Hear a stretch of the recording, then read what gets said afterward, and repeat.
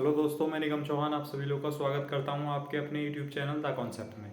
बच्चों, हम compound interest पढ़ रहे थे, चक्रवृद्धि ब्याज, और ज़्यादातर टाइप के क्वेश्चन हमने कंप्लीट कर लिए थे।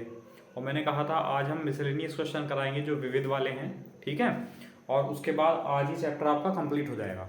और कल मैंने कहा था मैंने ऑप्शन दिए थे कि कौन कौन से टॉपिक हमें पढ़ने हैं, तो अब मैं उसका क्लियर कर देता हूँ। कल हम पढ़ लेते हैं एज या पार्टनरशिप पढ़ोगे? चलो कल एज ही पढ़ लेते हैं, ठीक है। कल से एज शुरू करेंगे, आयु संबंध। जो एज रिलेशन वाले क्वेश्चन आते हैं वो बच्चों हम कल से शुरू करेंगे। आज के लिए देखो मिसलेनियस क्वेश्चन है, शुरू हो रहे हैं बच्चों। देखो पहला क्वेश्चन है कि 15 वर्ष व 13 वर्ष के दो बच्चों के बीच 16,820 रुपए की धनराशि इस प्रकार बांटी गई कि 18 वर्ष की आयु पूरी करने पर दोनों को समान धनराशि प्राप्त हो। तो बड़े वाले का हिस्सा बताना है, जो बड़ा लड़का था, ठीक है। अब जो बेसिक मेथड है बच्चों, पहले आप बेसिक मेथड समझ लो, उसी से ट्रिक बनी हुई है रियल में, ठीक है। बेसिक मेथड है कि एक तो है 15 वर्ष का लड़का बच्चा और एक है बच्चों 13 वर्ष का लड़का, ठीक है। एक 15 वर्ष का है, एक 13 वर्ष का है। और हमसे यहाँ पूछा बड़े का हिस्सा, तो बड़ा तो बच्चों ये है 15 वर्ष का, तो इसकी धनराशि मान लेते हैं हम P1 और इसकी धनराशि मान लेते हैं बच्चों P2, ठीक है। अब बराबर समान धनराशि प्राप्त होने का मतलब है कि इसका जो अमाउंट होगा और इसका जो अमाउंट होगा बच्चों दोनों बराबर होंगे, ठीक है। तो अब ये टाइम देख लो, टाइम कितने कितने वर्ष के लिए है, ठीक। जैसे कि उसने कहा 18 वर्ष की आयु पूरा करने पर, इसकी उम्र 15 वर्ष है, तो 18 वर्ष कब होगी बच्चों? 3 वर्ष में, ठीक। इसकी उम्र 18 वर्ष की कब होगी? 5 वर्ष में। तो इसको 5 वर्ष तक का ब्याज लगेगा, इसको 3 वर्ष तक का ब्याज लगेगा, ठीक। रेट, अच्छा रेट नहीं दी हुई है, लिख लेना यहाँ पर, छूट गई है, रह गया आप क्वेश्चन थोड़ा सा कि यहाँ लिख लेना, ब्रैकेट में लिख लेना चलो अलग से, कि जो चक्रवृद्धि ब्याज है बच्चों, चक्रवृद्धि ब्याज की दर है 5%, ठीक है। 5% पर एनम यानी 5% वार्षिक, ये चक्रवृद्धि ब्याज की दर है। चक्रवृद्धि ब्याज चल रहा, तो अभी हमने बता दिया, वैसे क्वेश्चन में लिखा हुआ मिलेगा, इसमें नहीं है कोई बात नहीं, मैंने आपको बता दिया कि जो चक्रवृद्धि ब्याज की दर है वार्षिक वो कितनी है बच्चों? 5%, ठीक है। ये छूट गया था इसमें। तो रेट दोनों के लिए 5-5% है, इसके लिए भी 5% वार्षिक है, इसके लिए 5% वार्षिक है। अगर मैं आपसे कहूँ आप यहाँ अमाउंट बताओ, तो ए बराबर पी 1 + r/100 की पावर n वाला फॉर्मूला यूज करेंगे, तो P1 इंटू 5% है तो 105/100, और टाइम कितना है बच्चों? 3 वर्ष, तो पावर 3 लगा दी, ठीक। यहाँ से अमाउंट कितना आएगा? P2 105/100, क्योंकि 5% रेट है, और टाइम कितना है बच्चों? यहाँ पर 5 वर्ष, तो पावर 5 लगा दी। और उसने कहा ये जो दोनों अमाउंट हैं, दोनों धनराशियां हैं, ये दोनों बराबर हैं, तो बराबर कर दिया। अब ये पावर 3 है बच्चों, ये पावर 5 है, तो ये पावर यहाँ से 2 रह जाएगी माइनस होके, तो यहाँ आ जाएगा P1 बराबर, उधर आ जाएगा P2, और ये आ जाएगा, इसे हम सॉल्व करेंगे तो 21/20 आ जाएगा बच्चों, ये भी 21/20 होगा, तो पावर 5 - 3 यानी पावर 2 रह जाएगी, यानी 21/20 का स्क्वायर रह जाएगा। इधर लिख लेते हैं देखो। अब P2 को उसके नीचे ले जाएं, या अगर आप P1 और रेशियो P2 निकालने के लिए कहेंगे तो P1 और रेशियो P2 आ जाएगा बच्चों, P2 तो इसके नीचे जाएगा, ऊपर आ जाएगा 21 का स्क्वायर 441, और 20 का स्क्वायर बच्चों 400। इधर दिख रहा है या नहीं पहले बताओ? हाँ थोड़ा सा, ठीक है। अब तो P1 और P2 जो धनराशि है उनका रेशियो आ गया 441 और 400। हमें क्या पूछा? बड़े का हिस्सा, बड़ा कौन है? 15 वर्ष वाला, और इसका जो प्रिंसिपल अमाउंट है P1 है, तो हमें बच्चों P1 का मान निकालना है। तो आप यूनिट से कर लो चाहो तो, कि टोटल जो धनराशि है वो कितनी है यहाँ पर? 841 यूनिट है, जबकि टोटल धनराशि कितनी है बच्चों? 16,820, 16,820। तो 841 से 8 दूनी 16, 20 बार भाग हो जाएगा, 2 × 2, 2 × 8, 2 × 8 16, ठीक है। एक यूनिट 20 रुपए के बराबर है। क्या पूछा? बड़े का हिस्सा है नहीं P1, और P1 कितना है बच्चों? 441 यूनिट, तो एक यूनिट 20 के बराबर है, तो 441 यूनिट कितने के बराबर होगा? 441 × 20 यानी 0, 2, 2 × 8, 2 × 8, यानी 8,820 रुपए, किसको मिले होंगे? ये बड़े वाले को मिले होंगे, ठीक है। और दूसरे को कितने मिले होंगे? 400 गुणा 20, यानी बच्चों कितना हो जाएगा? 8000। दूसरे को मिले होंगे, छोटे वाले को 8000। बताओ, हमसे बड़े का पूछा तो बड़े का हिस्सा कितना आया? 8820 रुपये। बताओ, ये तरीका समझ आया नहीं आया? फिर से समझ लो एक बार। देखो भाई, जो बड़ा है 15 वर्ष वाला है, छोटा है 13 वर्ष वाला, तो इसकी धनराशि P1 मान ली और इसकी धनराशि P2 मान ली। टाइम दोनों के लिए उसने कहा 18 वर्ष पूरी करने पर, तो ये 15 साल का है, 18 साल का कब हो जाएगा? 3 साल बाद। ये 13 साल का है, 18 साल का कब होगा? 15 साल बाद। और दोनों की जो रेट है वो 5% वार्षिक है बच्चों। तो यहाँ से जो उसने कहा धनराशि बराबर प्राप्त होती है, समान प्राप्त होती है। और पहले वाले की धनराशि यानी A बराबर P यानी P1 ब्रैकेट में 1 + R/100 यानी 105/100, और टाइम कितना हो जाएगा? 3 वर्ष। वैसे ही P2 105/100, टाइम हो जाएगा 5 वर्ष। और इसको सॉल्व कर लिया, P1 P2 का रेशियो आ गया और P1 वाला बताना था, तो कितना आया? 8820 रुपये बड़े वाले पुत्र की, यानी बड़े वाले लड़के की या बड़े बच्चे की धनराशि होगी। बताओ, समझ आया नहीं आया? कर लेंगे फिर। चलो एक क्वेश्चन और लिखते हैं इस टाइप का, इसका स्क्रीनशॉट लो, फिर नेक्स्ट देखो।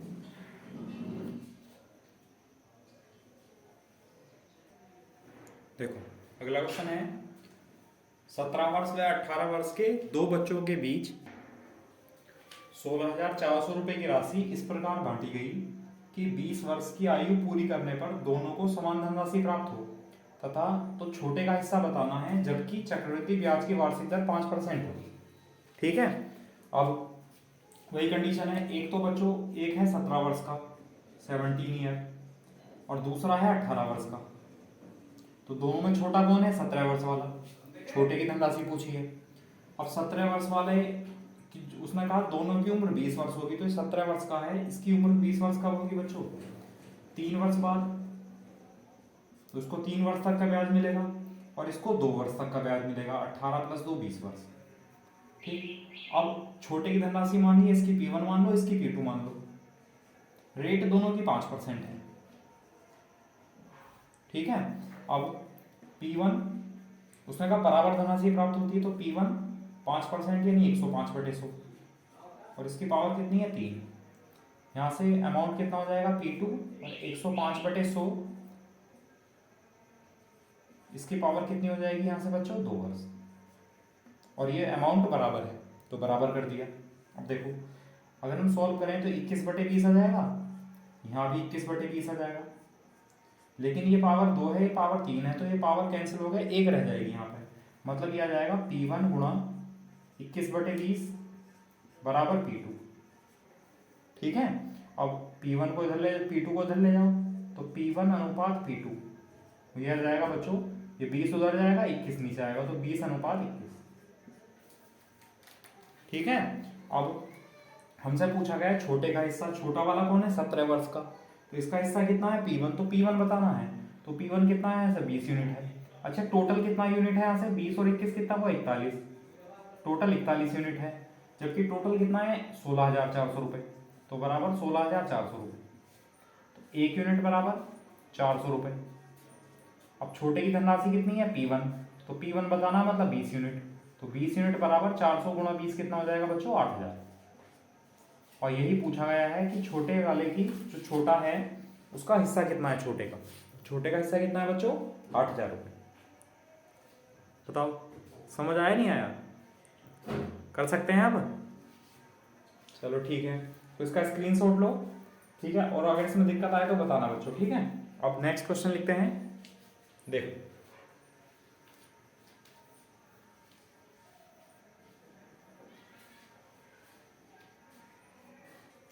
देखो अगला क्वेश्चन है, किसी धनराशि पर 3 वर्ष तथा 2 वर्ष के लिए साधारण ब्याज व चक्रवृद्धि ब्याज के अंतर का जो अनुपात है वो 25:8 है। तो चक्रवृद्धि ब्याज की वार्षिक दर बतानी है। ठीक है, मतलब क्वेश्चन है क्या, ये जो 25:8 है बच्चों, ये जो 25 वाला है, 25 यूनिट जो है, 25 अनुपात जो है, तो ये तो है 3 वर्ष का साधारण और चक्रवृद्धि ब्याज का अंतर। ये जो 8 है ये है 2 वर्ष का साधारण और चक्रवृद्धि ब्याज का अंतर। ठीक है, तो ये दोनों अनुपात जो है वो जो अंतर के हैं, 3 वर्ष के और 2 वर्ष के। ठीक, अब एक इसमें दो तरीके हैं, एक तो जो मैंने एरो मेथड यानी ट्री मेथड बताया था बच्चों, उस तरीके से कर सकते हैं, या फिर दूसरा मेथड है जो मैंने आपको फॉर्मूले बताए थे। तो पहले फॉर्मूले से समझ लो, ठीक है। तो बच्चों यहाँ लिखता हूँ मैं D3। तो D3 का मतलब आपको समझना है 3 वर्ष के लिए अंतर है। तो 3 वर्ष के अंतर के लिए फॉर्मूला था PR² bracket 300 plus R upon 100 का क्यूब, ये 3 साल के डिफरेंस का फॉर्मूला था। और D2 लिख रहा हूं, इसका मतलब है D2 समझना 2 साल के अंतर का फॉर्मूला है। ये है PR² अपॉन 100 का स्क्वायर, ठीक है। और हमें क्या दे रखी है कंडीशन, ये तो फॉर्मूले हैं जो हमें याद हैं, और अगर याद नहीं है तो एक तरीका दूसरा बताऊंगा फिर, ठीक। और ये 25:8 क्या है, ये तो है बच्चों 3 साल का अंतर यानी D3 अपॉन ये है 2 साल का यानी D2। तो ये दिया है हमें 25:8, 3 साल के साधारण और चक्रवृद्धि ब्याज का अंतर और 2 साल के साधारण और चक्रवृद्धि ब्याज का अंतर का अनुपात 25:8, ठीक है। अब ये फॉर्मूले लगा दो बस यहाँ, मतलब D3 ऊपर लिखेंगे, तो ऊपर लिखेंगे बच्चों तो ये हो जाएगा PR² 300 प्लस R अपॉन 100 का क्यूब, ठीक है। और इसके अपॉन में D2 लिखेंगे, देखो तो D2 लिखेंगे तो बच्चों कितना हो जाएगा PR² अपॉन 100 का स्क्वायर, और ये जो अनुपात है बराबर है 25/8। बताओ ये समझ आया भाई, D3 वाला फॉर्मूला और फिर D2 वाला फॉर्मूला। अच्छा ये पावर 2 से तो पावर 3 कैंसिल हो गई, एक पावर बच गई, PR² से PR² कैंसिल हो गया, तो यहाँ क्या बचा इधर लिख लेते हैं। देखो इधर ऊपर बचा बच्चों 300 प्लस R, 300 प्लस R और अपोन में बचा 100, ठीक है, बराबर 25/8, बराबर 25/8। तो 4 दूनी 8 और 4 से 25, अगर हम क्रॉस मल्टीप्लाई करेंगे बच्चों तो 2 की मल्टीप्लाई 300 से हो जाएगी यानी 600 प्लस 2R इक्वल टू 25 गुणा 25 कितना हो जाएगा 625, ये उधर जाएगा माइनस हो जाएगा, तो 2R बराबर आ जाएगा 25 और R बराबर आ जाएगा बच्चों 2 से भाग करेंगे तो 12.5, और R क्या है यहाँ पर, रेट है, वार्षिक दर, और यही हमसे पूछा गया है कि चक्रवृद्धि ब्याज की वार्षिक दर ज्ञात कीजिए, तो ये आंसर आ जाएगा 12.5%, 12.5%। बताओ समझ आया नहीं आया। तो ये फॉर्मूले दो मैं लिखा चुका हूं, एक तो D3 का मतलब बच्चों यहाँ है 3 साल के अंतर का फॉर्मूला, और D2 है बच्चों यहाँ 2 साल के अंतर का फॉर्मूला। ये फॉर्मूले में पहले लिखा चुका हूं आपको, ठीक है। फिर 3 साल के अंतर का फॉर्मूला है, 2 साल के अंतर, और अंतर किस किस का, साधारण ब्याज का और चक्रवृद्धि ब्याज का, ठीक है। तो हमने डायरेक्ट फॉर्मूला यूज कर दिया। बताओ समझ आया। अच्छा जो इस फॉर्मूले का यूज करना नहीं चाह रहे हैं बच्चों, तो उनके लिए दूसरा मेथड है, वो समझा रहा हूँ, उसको अच्छे से समझना, लेकिन पहले इसका स्क्रीनशॉट ले लो आप लोग।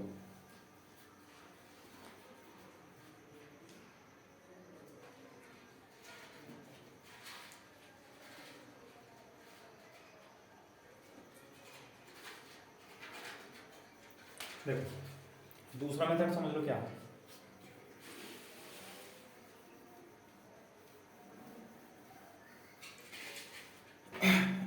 यहाँ पर रेट नहीं दी हुई है, तो रेट हम मान लें कुछ, रेट हम ऐसा करते हैं, रेट का हम फ्रैक्शन मान लेते हैं बच्चों, मतलब हम मान लेते हैं कि जो रेट है वो 1/a की फॉर्म में है, मतलब रेट जो है, दर जो है उसका फ्रैक्शन है 1/a, और टाइम है ज़्यादा 3 वर्ष, तो हम प्रिंसिपल अमाउंट क्या मान लेंगे बच्चों, A³ मान लेंगे।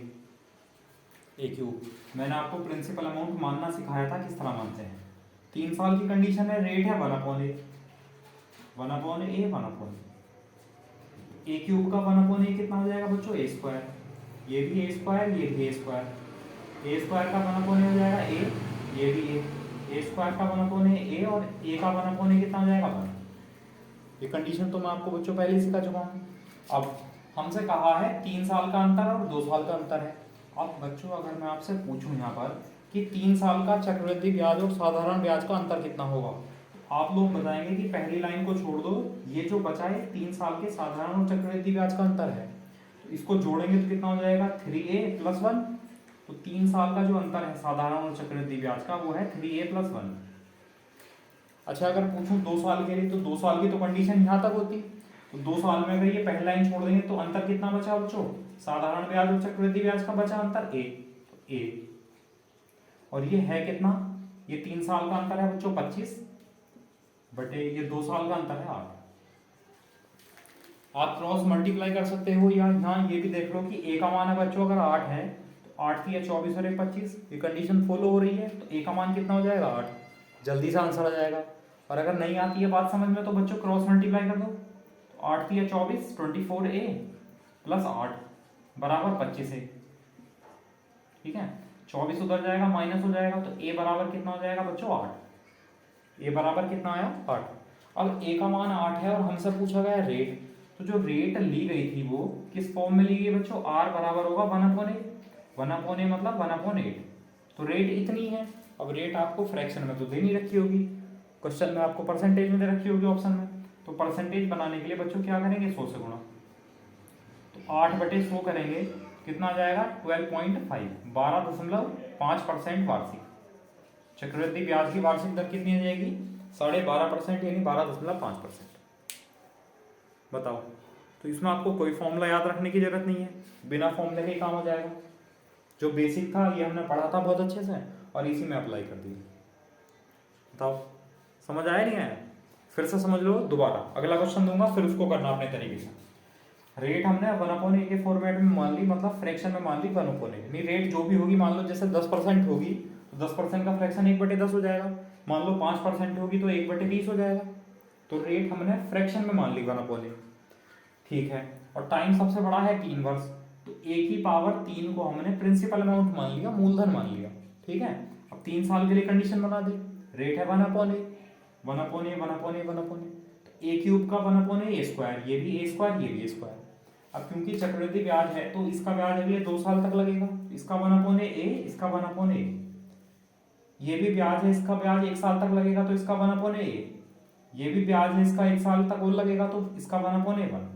ठीक, अब हमें 3 साल का चक्रवृद्धि ब्याज और 2 साल के चक्रवृद्धि ब्याज और साधारण ब्याज का अंतर दिया गया है, तो 3 साल के साधारण और चक्रवृद्धि ब्याज का तो अंतर बच्चों ये है, यानी 3a+1, और 2 साल यहीं तक होगा तो 2 साल में साधारण और चक्रवृद्धि ब्याज का अंतर कितना है a, ये लिख दिया, और इसका अनुपात है 25:8, तो बराबर रख दिया। यहाँ से a का मान आया, a को हमने यहाँ रखा r बराबर 1/a और परसेंटेज बनाने के लिए इंटू 100 कर दिया, तो रेट आई 12.5% वार्षिक। बताओ कर लेंगे, उम्मीद है समझ आ गया होगा। चलो अगला क्वेश्चन लिखो इसी टाइप का, देखो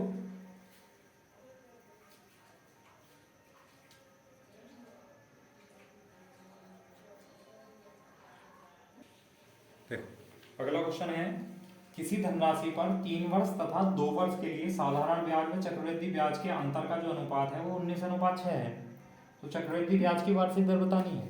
ठीक है, अब देखो तो मैं आपको डायरेक्ट वाले मेथड से बता दे रहा हूँ, फॉर्मूले वाले से देख लेंगे, अगर आप लोग चाहेंगे तो करवा देंगे, चलो फॉर्मूले वाले से भी परेशान मत हो। तो यहाँ हम रेट मान लेते हैं बच्चों, सबसे पहले 1/a के फॉर्म में, रेट 1/a, टाइम है 3 वर्ष, तो a की पावर 3 यानी हमने प्रिंसिपल अमाउंट मान लिया, मूलधन मान लिया a क्यूब। जब मैंने आपको मूलधन मानना सिखाया था, मूलधन निकालना सिखाया था, तो उसमें मूलधन मानना भी सिखाया था कि मानेंगे किस तरह। ठीक है, आप लोग पीछे वीडियो देखना, उसके थंबनेल बना हुआ है, उस पर लिखा हुआ है कि प्रिंसिपल अमाउंट को कैसे माने या किस तरह सॉल्व करने हैं उसके क्वेश्चन। अब रेट है बच्चों 1/a, ये भी 1/a, ये भी 1/a, तो ये कितना हो जाएगा a स्क्वायर, ये भी a स्क्वायर ये भी a स्क्वायर, इसका 1/a ये भी a, इसका 1/a और इसका 1/a बच्चों। ठीक, अब मैं आपसे कहूँ 3 साल का अंतर कितना है, तो 3 साल का साधारण चक्रवृद्धि ब्याज का अंतर है 3a+1, 3a+1, और 2 साल का अंतर कितना है बच्चों a, और इसका जो अनुपात है वो 19:6 है। आप यहाँ से डायरेक्ट भी देख सकते हैं, अगर a बराबर 6 है, 3 6 18 प्लस 1 19, कंडीशन फॉलो होती है, तो आगे सॉल्व करने की जरूरत नहीं है। रेट कितनी आ गई 1/6, 1/6 गुणा 100 कितना हो जाएगा 16 से ही 2/3, या अगर आप सॉल्व करना चाह रहे हो तो क्रॉस मल्टीप्लाई करो, 6 3 18 है प्लस 6 बराबर 19 है। ठीक, 18 उधर जाएगा तो a बचेगा, तो a बराबर कितना जाएगा बच्चों 6, a का मान 6 आया, और रेट कितनी है, रेट है 1/a, और a की जगह कितना है 6, तो 1/6 हो गई रेट, लेकिन परसेंटेज में पूछेगा तो इसलिए 100 से गुणा कर देंगे बच्चों, तो 16 से ही 2/3% का ये वार्षिक दर आ जाएगी, चक्रवृद्धि ब्याज की वार्षिक दर आ जाएगी। बताओ समझ आया नहीं आया। कर सकते हैं इस तरह, ठीक है। चलो अच्छा, फॉर्मूले में भी फॉर्मूला जो जो फॉर्मूले हैं उसमें भी एक ट्रिक बन जाएगी, ठीक है। वो ट्रिक क्या बनेगी मैं आपको बताता हूँ, चलो। लेकिन इसका स्क्रीनशॉट लो पहले आप लोग।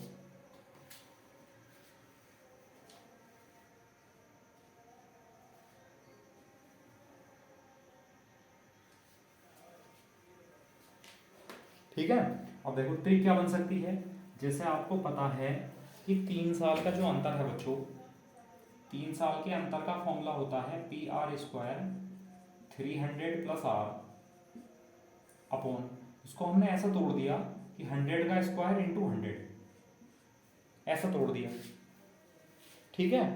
अब अगर मैं आपसे पूछूं कि हाँ ये वाला जो फॉर्मूला है, ये फॉर्मूला क्या है, कौन सा फॉर्मूला है ये, तो ये आप कहेंगे 2 साल के अंतर का फॉर्मूला है, PR² अपॉन 100 का स्क्वायर। तो हम इसको ऐसा लिख सकते हैं D3 = D2 bracket 300 + R upon 100। मतलब एक नया फॉर्मूला बन के तैयार हो गया। क्या तैयार हुआ बच्चों कि D3 अपॉन D2 जो होगा, या D3 और D2 का जो अनुपात होगा वो बच्चों 300 + R बटे 100 के बराबर होगा, ठीक है। और D3 कितना है 19 है बच्चों, और D2 कितना है 6 बराबर 300 + R बटे, ठीक है। अब अगर हमें सॉल्व करेंगे यहाँ बच्चों, 100 की मल्टीप्लाई कर दो तो कितना हो जाएगा 1900 बराबर 6 की मल्टीप्लाई करेंगे तो 1800 प्लस के 6R। अब ये इधर जाएगा माइनस हो जाएगा, ठीक है। यहाँ इसको हटा दो, कितना हो जाएगा 100 बराबर 6R, या 2 दिया 6 2 से 50, तो 50/3 R बराबर 50/3, या हम इसको सॉल्व करेंगे और बच्चों तो कितना हो जाएगा 16 सही 2/3। तो चक्रवृद्धि ब्याज की वार्षिक दर कितनी आई 16 सही 2/3%। अगर आप लोग ध्यान रख सकते हो तो फॉर्मूले में से फॉर्मूला बन गया कि D3 और D2 का अनुपात 300 + R बटे 100 हो जाएगा। बताओ, ठीक है। तो आप चाहो तो ये आपके लिए एक नई ट्रिक हो गई, एक नया फॉर्मूला बन गया, ठीक है। चलो इसका स्क्रीनशॉट लो, फिर आगे क्वेश्चन लिखते हैं नेक्स्ट टाइम।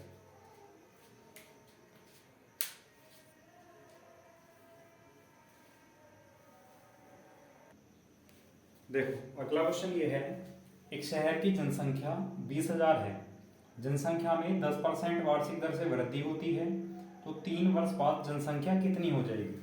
तो जनसंख्या वाले जो क्वेश्चन आते हैं बच्चों, वो भी हम कंपाउंड इंटरेस्ट से कर सकते हैं, या कंपाउंड इंटरेस्ट की तरह ही होते हैं। जब मैंने आपको परसेंटेज सिखाया था तो परसेंटेज में पॉपुलेशन यानी जनसंख्या वाले क्वेश्चन कराए थे, एक टॉपिक आया था, ठीक है। वहाँ मैंने आपको ये पूरी तरीके से समझाया है कि वहाँ पर कुछ वर्ष बाद कहेगा तो क्या करेंगे, कुछ वर्ष पहले कहेगा तब क्या करेंगे, ठीक है। तो इसका ज़्यादा क्वेश्चन नहीं, 1-2 क्वेश्चन ले रहे हैं बस, केवल ये समझाने के लिए कि ऐसे क्वेश्चन चक्रवृद्धि ब्याज से भी हो सकते हैं, ठीक है। अब देखो एक तो तरीका बच्चों A बराबर P वाला ही है, A बराबर P 1 + R/100 की पावर n, एक रेशियो वाले तरीके से करा दूंगा, ठीक है। दोनों समझ लेना, रेशियो वाला तरीका और ये वैसे मैंने पहले भी कराया है आपको। तो शहर की जनसंख्या इतनी है, तो ये प्रेजेंट पॉपुलेशन है, P का मान है कितना 20,000। अब रेट को इस तरह करते नहीं लिखते हैं, रेट कितनी है 10%, 110/100 लिख लेते हैं, बढ़ रही है तो घट रही होती तो 90/100 लिख देते। और टाइम कितना है 3 वर्ष, तो पावर हो गई 3। अब 1 0 से 1 0 कैंसिल हुआ, ये आया 20,000 तो ऊपर है ही, गुणा 11 का क्यूब हो जाएगा बच्चों 1331, और 10 का क्यूब हो जाएगा 1000। 3 0 से तो 3 0 कैंसिल हो जाएंगे, 20 की और इसकी मल्टीप्लाई हो जाएगी तो 0 2 1 2 2 3 6, तो 26,620 जनसंख्या हो जाएगी उस शहर की, कब 3 साल बाद, जो अब कितनी है, जो अब है बच्चों 20,000। बताओ समझ आया नहीं आया, कर लेंगे। चलो ठीक है, एक तरीका ये है, एक है बच्चों परसेंटेज का रेशियो बनाकर, तो रेशियो वाला तरीका समझ लो, ठीक है। फिर एक क्वेश्चन और कर लेंगे इस पर बेस, इसका स्क्रीनशॉट लो पहले आप लोग।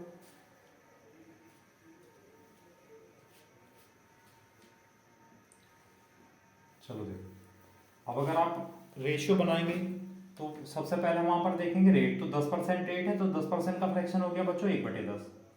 तो ये 10 क्या होगा, ये इनिशियल वैल्यू होती है, तो ये पी का मान होगा 10। ठीक है, अब यहाँ पर जो इनिशियल वैल्यू है वो प्रिंसिपल होगी और फाइनल वैल्यू है वो अमाउंट होगी। तो फाइनल वैल्यू कितनी हो जाएगी, 10 और 11, इनिशियल और फाइनल, प्रारंभिक और अंतिम। वही जनसंख्या की बात चल रही है, जनसंख्या में वृद्धि होगी या कमी होगी, हम कंपेयर किससे करेंगे, पहले वाली, यानी अगर मान लो कल को वृद्धि होगी तो आज की जनसंख्या से तो पता करेंगे, यानी प्रिंसिपल से तो पता करेंगे, मूल से जो जनसंख्या है। तो बच्चों ये इनिशियल वैल्यू है पी और ये अमाउंट है फाइनल वैल्यू। अब कितने साल की बात चल रही है, 3 साल की, तो हर साल की कंडीशन रहेगी 10 से 11, 10 से 11 मल्टीप्लाई करो, तो 10 का क्यूब कितना हुआ, 10 गुना 10 गुना 10 कितना हुआ बच्चों, 1000। 11 गुना 11 गुना 11 कितना हुआ, 1331। मतलब अगर 1000 की जनसंख्या थी वो 1331 हो जाएगी। लेकिन जनसंख्या थी कितने की, जनसंख्या तो बच्चों 20,000 थी और हमारे हिसाब से कितनी है, 1000। तो जो 1000 यूनिट है वो कितने के बराबर है, 20,000 के बराबर। तो एक यूनिट कितने के बराबर है, 20 के बराबर। ठीक, टोटल पॉपुलेशन बतानी है 3 साल बाद, तो 3 साल बाद 1331 यूनिट हो जाएगी। तो एक यूनिट 20 के बराबर है, तो 1331 यूनिट हो जाएगा बच्चों 20 गुना 1331। मल्टीप्लाई करेंगे 0 2 6 6 2 यानी 26,620 वहाँ की जनसंख्या हो जाएगी बच्चों 3 साल बाद। क्या आप लोग इस तरह कर सकते हो, वहाँ पर हमने जो परसेंटेज में लिखा था वो हमने बच्चों इनिशियल और फाइनल लिख के समझाया था। ठीक है, इनिशियल और फाइनल का अनुपात यानी प्रारंभिक और अंतिम का अनुपात क्या होता है वो समझाया था। प्रारंभिक कुछ नहीं है, प्रिंसिपल है, आज की जनसंख्या है। फाइनल क्या है बच्चों, अमाउंट बनेगा। लेकिन ये भी डिपेंड करता है कि ये 3 वर्ष बाद है या 3 वर्ष पहले है। ठीक है, इनिशियल वैल्यू जो डिपेंड करेगी वो उस चीज़ पर डिपेंड करेगी कि वो 3 साल बाद है कि 3 वर्ष पहले है। इनिशियल का मतलब होता है बच्चों पहले वर्ष, यानी जो वैल्यू पहले आएगी वो पी में लिखी जाएगी, ये समझना है आपको। ठीक है, बाकी पूरा का पूरा कम से कम 8 से 10 क्वेश्चन बच्चों इस टॉपिक पर कराए हुए हैं। परसेंटेज चैप्टर है, वहाँ पर थंबनेल अलग से ही बना हुआ है, जनसंख्या पर आधारित प्रश्न।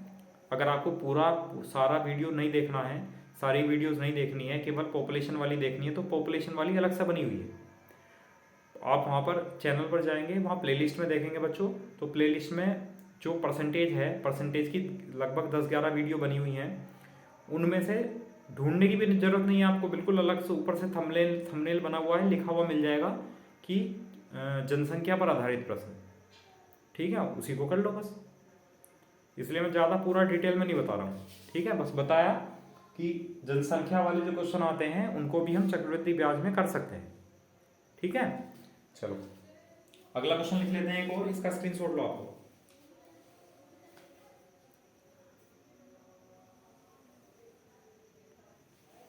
देखो अगला क्वेश्चन है, एक शहर की जनसंख्या 51,200 है, जनसंख्या में 20% वार्षिक दर से वृद्धि होती है, तो 3 वर्ष पहले जनसंख्या कितनी थी। 3 वर्ष पहले पूछा है बच्चों। तो मैंने जब आपको फॉर्मूला पढ़ाया था परसेंटेज में तो बताया था कि ए बराबर पी 1+r/100। अगर यहाँ पर कुछ वर्ष पहले की बात पूछेगा तो बच्चों पावर माइनस हो जाएगी, और कुछ नहीं करना है, बस पावर को माइनस कर देना है। कब, जब कुछ वर्ष पहले की बात चलेगी। तो 2 साल पहले होता तो पावर -2 हो जाती, 3 साल पहले है तो पावर -3 हो गई, बाकी वैल्यू सब कुछ सेम रहेगी। प्रिंसिपल यानी जनसंख्या है पी का मान कितना है 51200, रेट है 20% बढ़ रही है तो 120/100 लिख सकते हैं, और इसकी पावर कितनी है -3, यानी 20 से 6 बार और 20 से 5 बार। अब ये 6/5 की पावर -3 है, अगर हम 6/5 को चेंज कर दें, पलट दें, तो ये पावर प्लस हो जाएगी। मतलब लिख सकते हैं 512,000 गुणा 5/6 का क्यूब। ठीक है, यानी 51200 इंटू 5 का क्यूब 125 बच्चों, और 6 का क्यूब कितना हो जाएगा 216। ठीक है, अच्छा 216 से भाग हो जाएगा, यहाँ थोड़ी सी गलती हो गई है, यहाँ पे ऐसा करो 20% वार्षिक दर से बच्चों कमी कर लो, क्वेश्चन में चेंज कर लो थोड़ा सा कि 20% वार्षिक दर से कमी होती है, तो कमी होती है तो यहाँ माइनस हो जाएगा। माइनस का मतलब है 20% कमी हो रही है, तो रेट कितनी रह जाएगी 80%। 80/100, यानी 20 × 80 और 20×500। जब इसको पलट देंगे तो ये 5/4 हो जाएगा, 5/4 की पावर 3 हो जाएगी प्लस। अब 5 का क्यूब 25 और 4 का क्यूब कितना हो जाएगा बच्चों 64। अब ठीक है। अब 64 से भाग करेंगे तो 64 × 512 और 2 जीरो तो ये है। अब 125 × 8 बच्चों कितना हो जाएगा 1000। तो ये जो जनसंख्या है 3 साल पहले कितनी हो, सॉरी 3 वर्ष पहले जनसंख्या कितनी होगी, 1 लाख जनसंख्या होगी।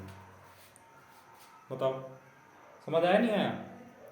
देखो भाई आपको खुद समझना है, अगर रेट में कमी हो रही है तो माइनस ही तो करेंगे। तो आप ये देखो कि 20% वार्षिक दर से कमी हो रही है तो 100 - 20 यानी 80% रह रही होगी जनसंख्या, 80/100 लिख दिया। और क्योंकि कुछ साल पहले की बात चल रही है इसलिए पावर माइनस लगा देंगे। ठीक है, बाकी क्या क्या है, सिंप्लीफिकेशन है कि ये 4/5 की पावर -3 आएगा तो 4/5 को पलट दो यानी 5/4 कर देंगे तो बच्चों पावर प्लस हो जाएगी। तो 5 का क्यूब 125 और 4 का क्यूब 64, 64 से 8 बार भाग हो गया, 64 × 512 और 2 जीरो यानी 800, 800 × 125 कितना हुआ 1 लाख। बताओ कर लेंगे इस तरह। ठीक है चलो इसका स्क्रीनशॉट लो। अभी मैं रेशियो वाले तरीके से और बता देता हूँ कि रेशियो वाले तरीके से बच्चों किस तरह करेंगे। ठीक, मैं फिर कह रहा हूँ बार बार, बस ये क्वेश्चन कराई है मैंने 2 इसमें, यानी जनसंख्या पॉपुलेशन वाले यही 2 क्वेश्चन कराऊंगा बस। बाकी आप लोग पूरा का पूरा टॉपिक अगर देखना है तो परसेंटेज से देखेंगे। कुछ समझ में नहीं आएगा तो फिर बताना, कमेंट करना या व्हाट्सएप पर ये क्वेश्चन सेंड, इस नंबर पर आप कोई भी क्वेश्चन सेंड कर देना। ठीक है चलो इसका स्क्रीनशॉट लो। दूसरा तरीका बताता हूँ।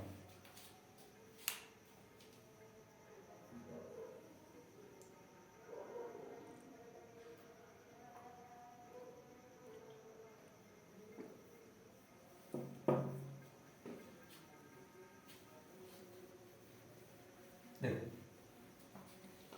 तो तरीका क्या है बच्चों कि 20% है तो 20% का फ्रैक्शन बना लो आप लोग। 20% का फ्रैक्शन हो गया बच्चों 1/5 और कमी हो रही है तो माइनस लिख दिया। अच्छा ये 5 क्या होगा, तो इनिशियल वैल्यू होगी बच्चों 5 प्रारंभिक मान, तो फाइनल कितना हो जाएगा 5 - 1 यानी 4। ठीक है, अब आप लोग एक बात बताओ, उसने कहा है 3 वर्ष पहले की जनसंख्या, तो इनिशियल का मतलब क्या है सबसे पहले।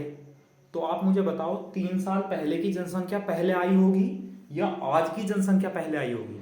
तो पहले तो 3 साल पहले की जनसंख्या होगी, इसका मतलब ये जो इनिशियल है ये है बच्चों 3 वर्ष पहले। हाँ सब सारे कॉन्सेप्ट समझाए हैं बहुत अच्छे से, बहुत डिटेल में सारे कॉन्सेप्ट समझाए गए हैं, वहां पर पढ़ लेना। तो 3 वर्ष पहले की जनसंख्या है तो ये कौन सी हो जाएगी, प्रेजेंट हो जाएगी फिर। ठीक है, बस यही खेल है इसका समझने का। 3 साल की बात चल रही है तो फिर 5 से 4 फिर 5 से 4, या डायरेक्ट आप क्यूब भी कर सकते हैं। तो 5 × 5 कितना हो जाएगा बच्चों 125 और 4 × 4 कितना हो जाएगा 64। ठीक, अब ये जो जनसंख्या है का मतलब प्रेजेंट यानी पी का मान है और पी का मान कितना है 64। तो 64 यूनिट है बच्चों 51200 51,200। तो 1 यूनिट बराबर कितना हो जाएगा 800। ठीक है, अब पूछा क्या है 3 वर्ष पहले, 3 वर्ष पहले जनसंख्या कितनी थी बच्चों 125 यूनिट थी।